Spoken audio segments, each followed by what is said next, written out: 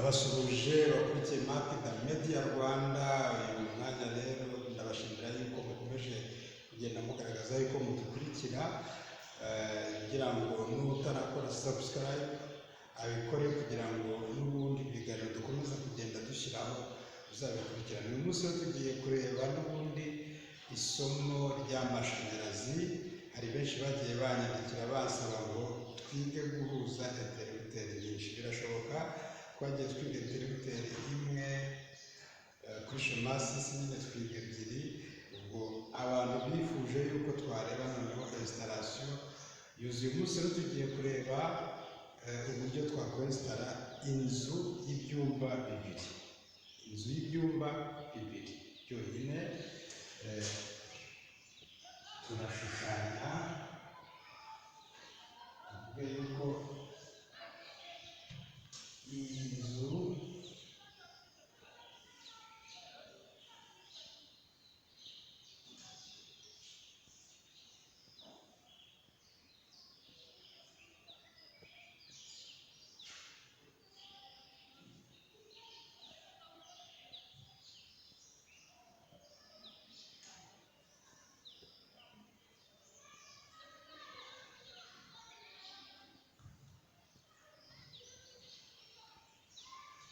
kuvuga ngo hano ni muri salo, hano ni mu cyumba. Mu mashanyarazi rero ibi byose tubyita ibyumba, kuko uko cyaba kingana kose kiba kigomba kujyamo itara. Hanyuma dufite hano iwacu dufite umuco w'uko amashanyarazi tuyahera muri salo. Ubwo tuzafata dufite ipoto hano, haravaho urutsinga rw'ebyiri, noneho tuzinjiza iyi konteri. Hanyuma tuzava hano kuri konteri twinjire mu nzu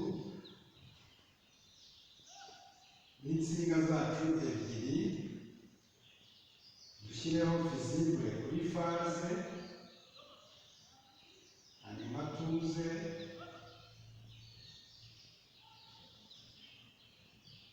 tugera hano, tuzafataho umuriro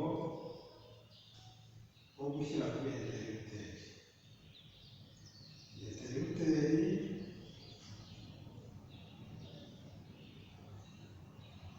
ubwo ni itara ryo muri salo. Hanyuma ariko ubwo urutsinga rurakenera yuko rukomeza rukajya n'ubundi no mu bindi bice by'inzu. Itara ryacu ntabwo turariha netere kugira ngo ryake. Tuzafata hano kuri netere turenge, nayo yuko bagaragaza ko insinga zinyuranaho hejuru. Ubwo noneho ngo turaje tushyizeho interrupteri. Iyo ducanye itara ryafashe netere hano rirahita ryaka. Dukomeze. Iyi salo yacu izakenera kugira purize. Ariko ubwo tuzamuka mu rukuta twinjire mu kindi cyumba, hanyuma dufate purize tuyishyire hano.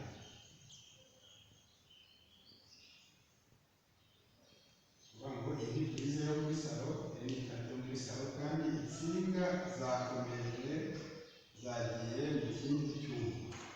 Hanyuma tuzahita dufata hano kuri faze, tuze dukore interrupteri hano, dufate no kuri netere, tuze yo gucana itara ryo mu cyumba cyacu. Dukomeze tuze dushyireho purize hano. Kuvuga ngo dufite visible murabizi yuko ijya kuri faze, iyi ikaba netere.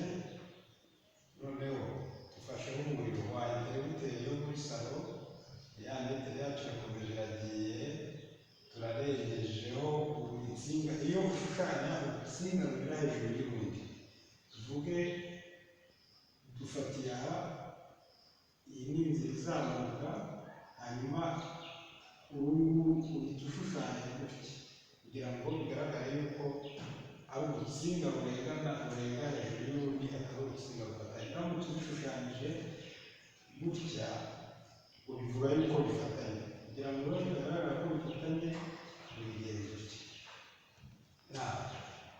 Hano rero icyo dufataho na purize yo muri salo, twambutse urukuta rwacu, turagiye